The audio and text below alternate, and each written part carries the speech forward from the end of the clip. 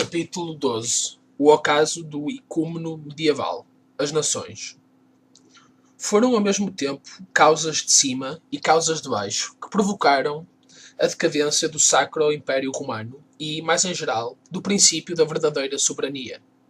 Entre as primeiras figuram a secularização e a materialização progressivas da ideia política. Já, num Frederico II, a luta contra a Igreja, embora empreendida para defender o caráter sobrenatural do Império, deixa transparecer o incitamento a uma evolução desse género, que se traduz, por um lado, pelo humanismo, pelo liberalismo e pelo racionalismo nascentes da corte siciliana, pela constituição de um corpo de juízes laicos e de empregados administrativos, pela importância adquirida pelos legistae e pelos decretistae, e pelos que um justo rigorismo religioso, fazendo autos de fé e acendendo fogueiras savonarolianas para os primeiros produtos da cultura e do livre pensamento, qualificava com desprezo de theologi philosophantes e, por outro lado, pela tendência centralizadora e já antifeudal de certas instituições imperiais novas. Ora bem, no momento em que o império deixa de ser sacro, começa já a não ser nem sequer império. O seu princípio e a sua autoridade baixam de nível e, uma vez atingindo o plano da matéria e da simples política, não conseguem manter-se, porque este plano, pela sua própria natureza, exclui toda a universalidade e toda a unidade superior. Já, em 1338, Luís IV da Baviera declara que a consagração imperial deixava de ser necessária e que o príncipe eleito era imperador legítimo em virtude dessa mesma eleição. Emancipação que Carlos IV da Boêmia completa com a Bula de Ouro. Mas, como a consagração não foi substituída por nada que lhe fosse metafisicamente equivalente, os próprios imperadores destruíram assim a sua transcendente dignitas. Pode-se dizer que, a partir dessa época, eles perderam o mandato do céu e que o Sacro Império não foi mais que uma sobrevivência.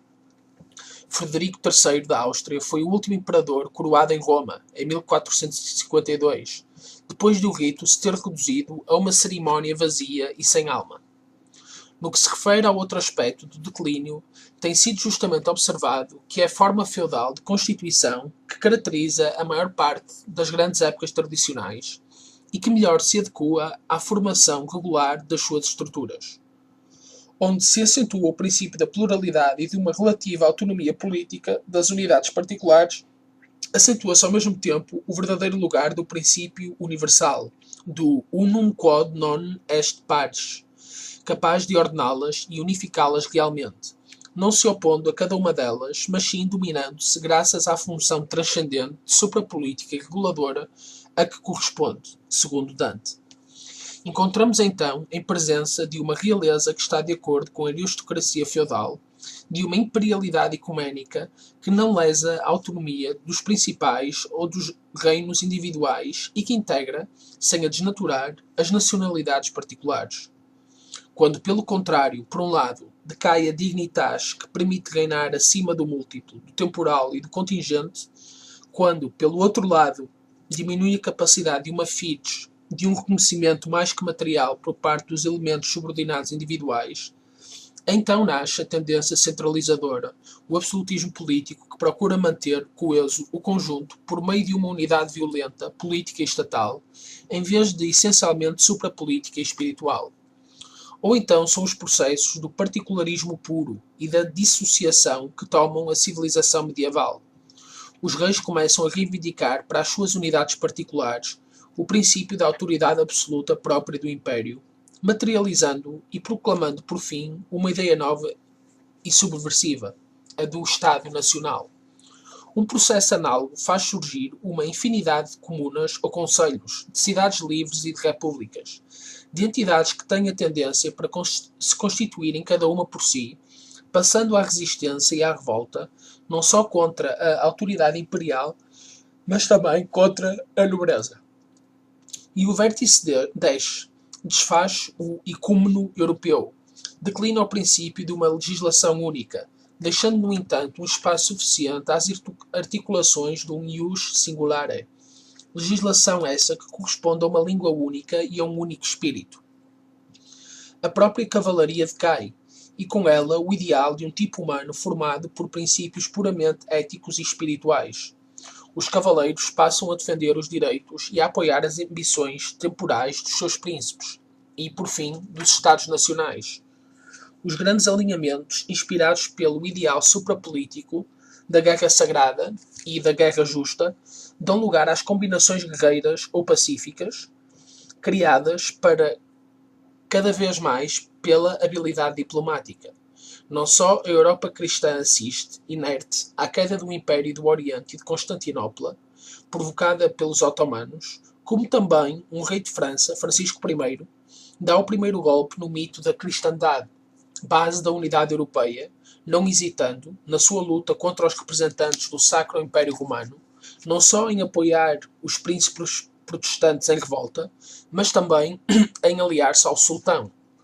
A Liga de Cognac, em 1526, viu o chefe da Igreja de Roma seguir o mesmo caminho. Assistiu-se a este absurdo. Clemente VII, aliado da Casa de França, entra em liça contra o imperador, aliando-se ao sultão, precisamente na altura em que o avanço de Solimão II na Hungria ameaçava toda a Europa e em que o protestantismo de armas na mão estava prestes a abalar o seu centro. E ver-se-á igualmente um padre, ao serviço da Casa de França, Richelieu, apoiar novamente, na última fase da Guerra dos 30 Anos, a Liga Protestante contra o Imperador, até que, depois da Paz de Augusta, em 1555, os Tratados de Westfália, em 1642, suprimiram os últimos restos do elemento religioso, decretaram a recíproca tolerância entre as nações protestantes e as nações católicas e concederam aos príncipes insurreitos uma independência quase completa do Império. A partir dessa época, o supremo interesse e a razão das lutas já não serão nem sequer a defesa ideal de um direito dinástico ou feudal, mas sim uma simples disputa em volta de pedaços do território europeu. O Império é decididamente suplantado pelos imperialismos, ou seja, pelas ações dos Estados nacionais desejosos de se afirmarem militar ou economicamente sobre as outras nações. A Casa de França, nesta viragem, tanto no plano da política europeia como na sua função anti-imperial, desempenhou um papel preponderante. No conjunto destes movimentos, para além da crise da ideia imperial, vai-se secularizando cada vez mais a própria noção de soberania. O rei já não passa de um guerreiro, chefe político do seu Estado. Encarna ainda, durante um certo período, uma função viril e um princípio absoluto de autoridade, mas já sem que haja qualquer referência a uma realidade transcendente para além da fórmula residual e vazia do direito divino, tal como foi definida pelas nações católicas depois do Concílio de Trento, no período da Contra-Reforma. Aqui a Igreja declarava-se pronta a sancionar e a consagrar o absolutismo de soberanos intimamente desconsagrados, na condição de eles se tornarem o braço secular dessa mesma Igreja, que seguia agora a via da ação indireta. É por isso que, no decorrer do período consecutivo ao ocaso do ecúmeno gibelindo, vai desaparecendo pouco a pouco em cada Estado a premissa em virtude da qual a oposição à Igreja podia prosseguir na base de um sentido superior. É concedido um reconhecimento mais ou menos exterior à autoridade de Roma em matéria de simples religião, sempre que se possa obter em troca alguma coisa útil à razão de Estado. Ou então, assiste-se a tentativas abertas de subordinar diretamente o espiritual ao temporal, como no movimento anglicano ou galicano, e mais tarde no mundo protestante, com as igrejas nacionais controladas pelo Estado. À medida que se vai avançando na Idade Moderna, ver-se-ão as outras, não só como unidades políticas e temporais, mas também como entidades quase místicas, recusando-se a admitir qualquer autoridade superior. De qualquer modo, surge bem claro um ponto. Se o Império declina, se agora se limita a sobreviver a si próprio, o seu antagonista, a Igreja, embora tendo por isso o campo livre, não sabe assumir a herança, dando assim uma prova decisiva da sua incapacidade de organizar o Ocidente de acordo com o seu próprio ideal, ou seja, com o ideal Guelph. O que se sucede ao Império não é a Igreja à cabeça de uma cristandade potenciada, mas é precisamente a multiplicidade dos Estados nacionais, cada vez mais intolerantes em relação a todo o princípio superior de autoridade. Por outro lado, a desconsagração dos príncipes, juntamente com a sua insubordinação frente ao Império, privando os organismos de que eles são os chefes do carisma dado por um princípio mais elevado, impele-os fatalmente para a órbita de forças inferiores, que pouco a pouco irão tomando a preponderância. Em geral, é fatal que sempre que uma casta se revoltar contra a casta superior e se tornar independente, perca o caráter próprio que tinha no conjunto hierárquico, para passar a refletir o da casta imediatamente inferior. O absolutismo, transposição materialista da ideia unitária tradicional, prepara o caminho para a demagogia e para as relações nacionais antimonárquicas, e onde os reis, na sua luta contra a aristocracia feudal e na sua obra de centralização política, foram levados a favorecer as reivindicações da burguesia e da própria plebe, o processo realiza-se com maior rapidez. É com razão que se tem chamado a atenção para a figura de Filipe, o Belo, que já anuncia e contém em germen os diversos momentos do processo involutivo da decadência do mundo moderno. Com efeito, Filipe, o Belo, foi quem, ao destruir os Templários de acordo com o Papa, destruiu também, ao mesmo tempo, a expressão mais característica da tendência para reconstituir a unidade do elemento guerreiro e do elemento sacerdotal, que era a alma secreta da cavalaria. Foi ele que começou o trabalho de emancipação laica do Estado em relação à Igreja, prosseguindo quase sem interrupção pelos seus sucessores, tal como foi prosseguida, sobretudo por Luís XI e por Luís XIV, a luta contra a nobreza feudal. Luta essa que não desprezava o apoio da burguesia e, inclusivamente, tolerava, para atingir os seus fins, o espírito de revolta das camadas sociais ainda mais baixas. Foi ele que favoreceu já uma cultura antitradicional graças aos seus legistas, que foram, antes dos humanistas e do Renascimento, os verdadeiros precursores do laicismo moderno. Se é significativo que tenha sido um padre, o cardeal Richelieu, quem afirmou contra a nobreza o princípio da centralização, preparando a substituição das estruturas feudais pelo binómio nivelador moderno do governo e da nação, é incontestável que foi Luís XIV, ao modelar os poderes políticos, ao desenvolver sistematicamente a unidade nacional e ao reforçá-la no plano político, militar e económico, que, por assim dizer, preparou um corpo para a encarnação de um novo princípio, o do povo, o da nação concebida como simples coletividade burguesa ou plebeia. Assim, a obra anti-aristocrática, empreendida pelos reis de França, de que já se sublinhou a oposição constante contra o Sacro Império, devia, logicamente, com Mirabeau, virar-se contra eles e expulsá-los, por fim, do trono contaminado. Pode-se afirmar que foi precisamente por ter iniciado em primeiro lugar esta viragem e, portanto, por ter dado um caráter cada vez mais centralizador e nacionalista à ideia de Estado, que a França foi a primeira a ver a queda do regime monárquico e, de uma maneira precisa e aberta, a passagem do poder para as mãos do terceiro Estado, de modo a tornar-se, no conjunto das nações europeias, o principal foco do fermento revolucionário e da mentalidade laica racionalista que deveriam acabar por destruir os últimos resíduos sobreviventes da tradicionalidade. Há outro aspecto de nêmesis histórica que não é menos preciso e interessante. A emancipação em relação ao Império dos Estados, que se tornaram absolutistas, deveria suceder-se a emancipação em relação ao Estado dos indivíduos soberanos, livres e autónomos. Uma usurpação atraiu e preparou a outra, até que nos Estados que, enquanto Estados soberanos nacionais, tenham caído na estatização e na anarquia, a soberania usurpada do Estado se vergou perante a soberania popular, em cujo âmbito a autoridade e a lei só são legítimas na medida em que exprimirem a vontade dos cidadãos considerados como indivíduos particulares e os únicos soberanos. É o Estado democratizado e liberal, aguardando a última fase, a puramente coletiva. De resto, juntamente com as causas de cima, que determinaram a queda da civilização medieval, não devem ser desprezadas as de baixo, diferentes, embora solidárias das primeiras. Toda a organização tradicional é uma formação dinâmica, que pressupõe forças de caos, impulsos e interesses inferiores, estratos sociais e étnicos mais baixos que um princípio de forma domina e refreia. Compreende o dinamismo de dois polos antagónicos, de que o superior ligada ao elemento supranaturalista dos estados superiores, tenta arrastar o outro para cima, e o outro polo, o inferior, ligado à massa, ao demos, tenta atrair para baixo o primeiro.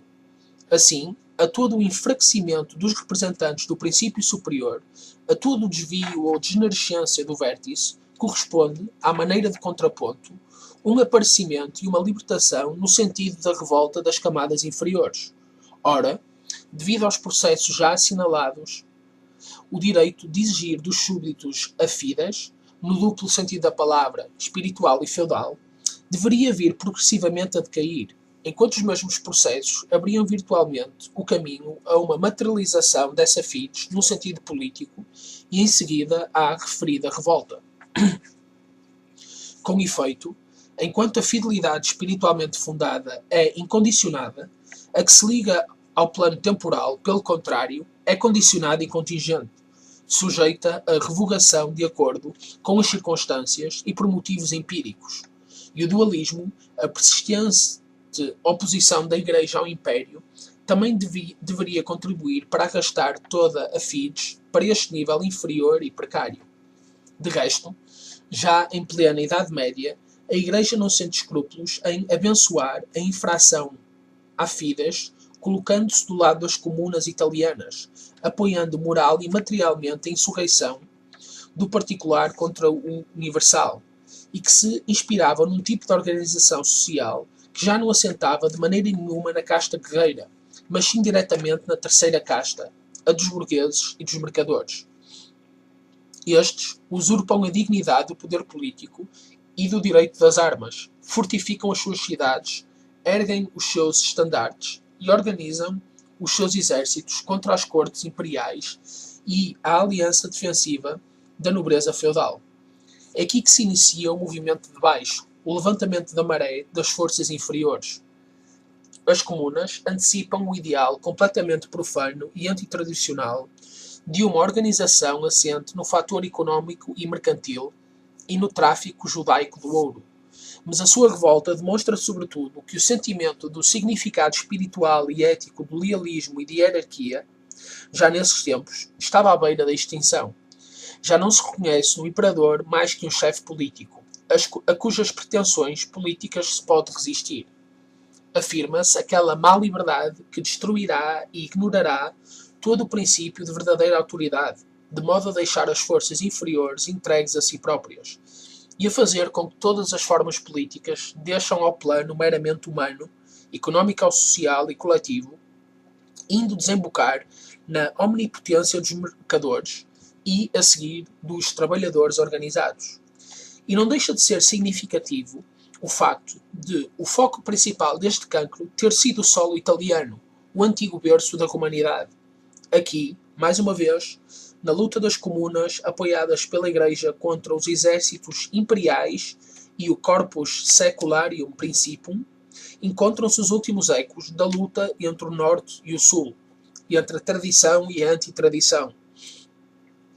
Frederico I, figura que a falsificação plebeia da história patriótica italiana se esforçou por desacreditar, na realidade combateu em nome de um princípio superior e de um dever que a sua própria função lhe impunha, contra uma usurpação laica e particularista, assente, entre outras coisas, em infrações não provocadas por pactos e por juramentos. Dante verá nele o bom Barba Roxa, legítimo representante do Império, que é fonte de toda a verdadeira autoridade. Considerará a revolta das cidades lombardas como ilegal e facciosa, que não deixa de estar em relação com o seu desprezo pela gente nova e os lucros imediatos, elementos da nova e impura potência comunal, assim como no livre regime dos povos particulares, na nova ideia nacionalista, tinha reconhecido uma heresia subversiva. Na realidade, não foi tanto por impor um reconhecimento material e para satisfazer ambições territoriais, como por uma reivindicação ideal e pela defesa de um direito suprapolítico, que lutaram primeiro os Otónidas e depois os Suevos.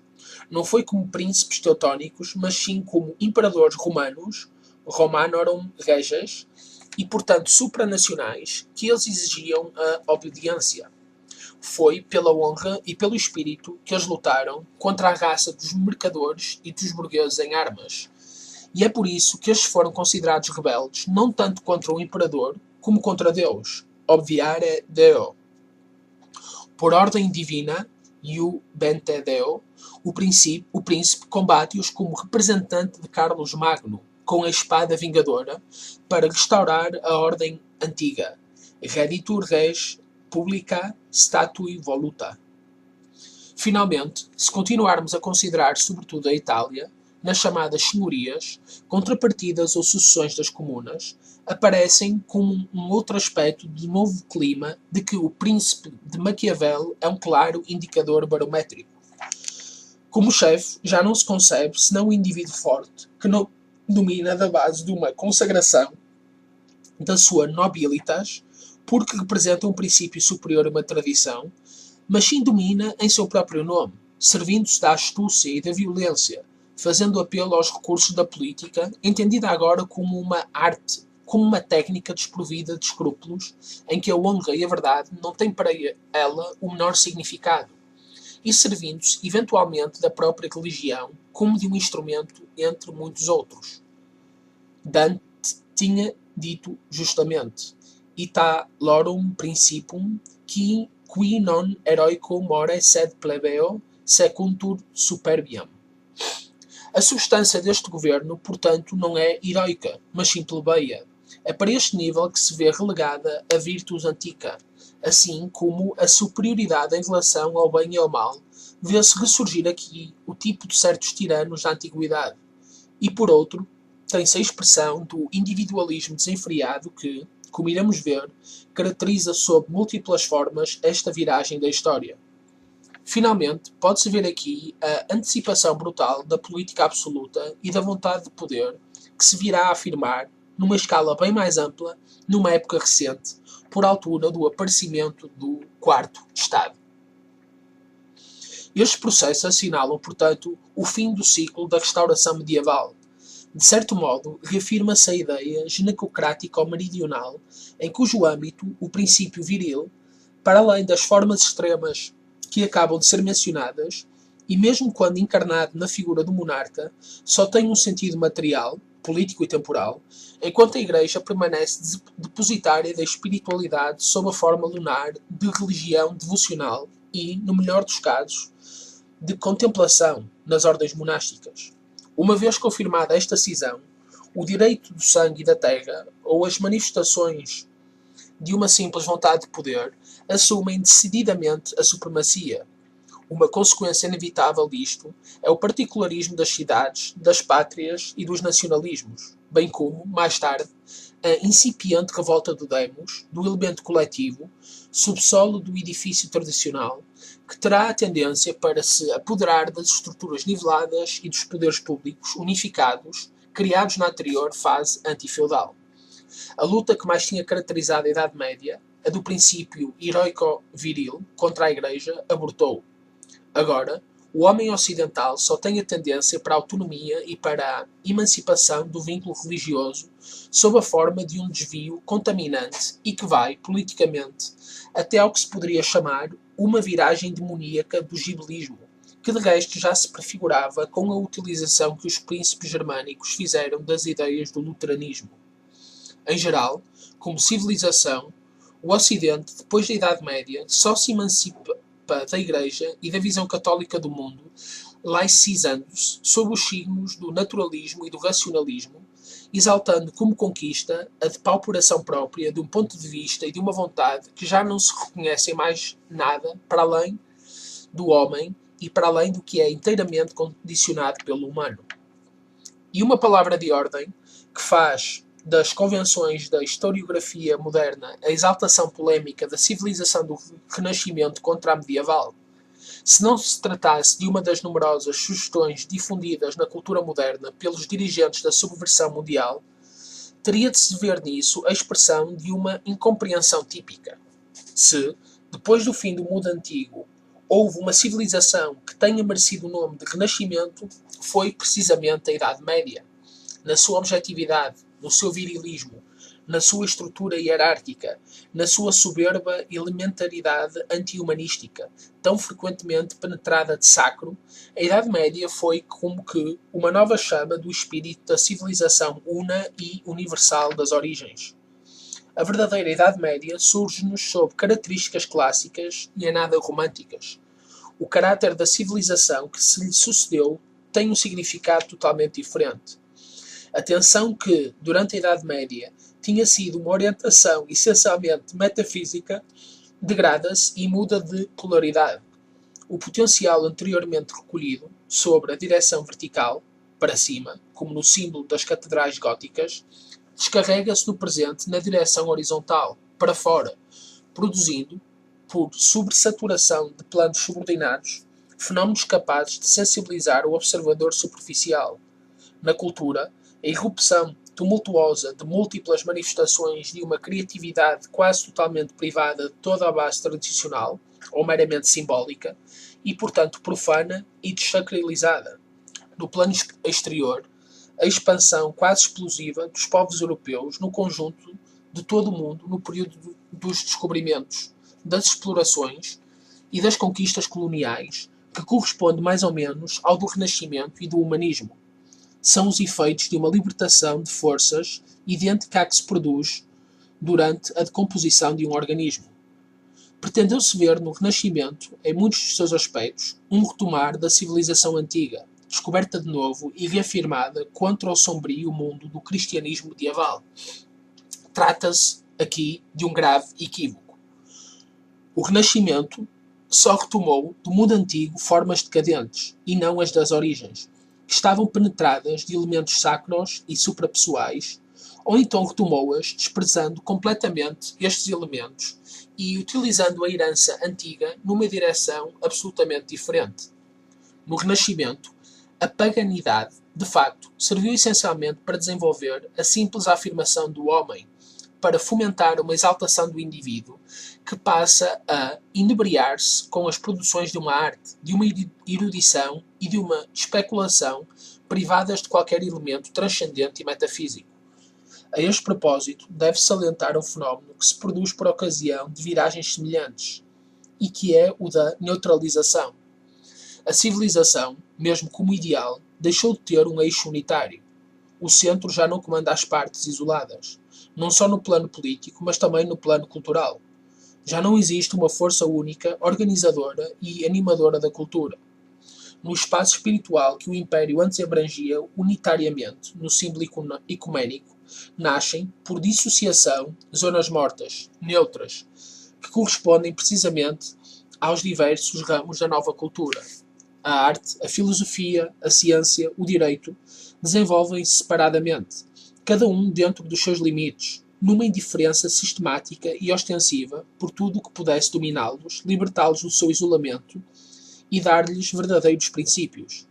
É esta a liberdade da nova cultura. O início do século XVIII, correspondendo ao fim da Guerra dos 30 Anos e ao declínio definitivo da autoridade do Império, marca a época em que esta viragem tomou uma forma precisa, em que já se encontram prefiguradas todas as características próprias da Idade Moderna.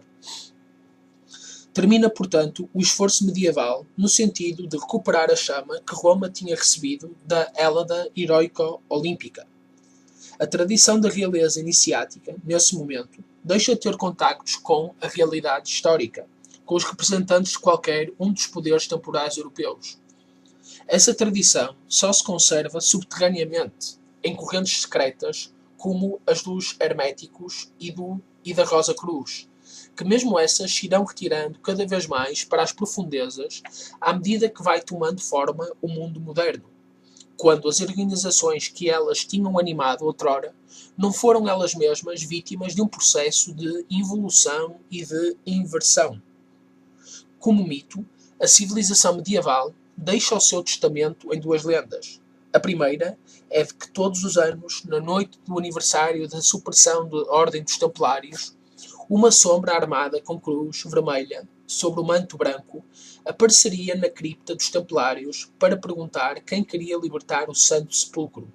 Ninguém, ninguém. É a resposta que recebe, porque o templo foi destruído. A outra é de Frederico I, que, sobre as alturas do Kyffhauser, dentro do Monte Simbólico, continuaria a viver com os seus cavaleiros, num sono mágico.